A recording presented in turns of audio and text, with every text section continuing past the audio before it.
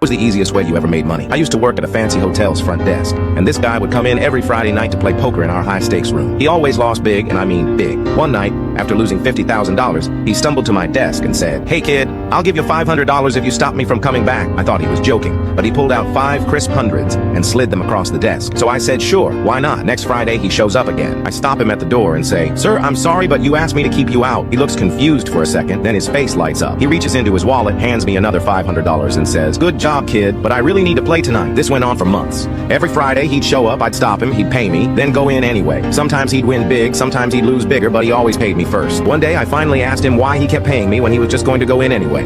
He laughed and said, "Kid, I've lost millions gambling, but paying you $500 to try and stop me is the cheapest therapy I've ever had. Makes me feel like I'm at least trying to quit." He moved away eventually, but for almost a year, I made $2,000 a month just by telling a rich guy no was the easiest way you ever made money. I used to work at a fancy hotel's front desk, and this guy would come in every Friday night to play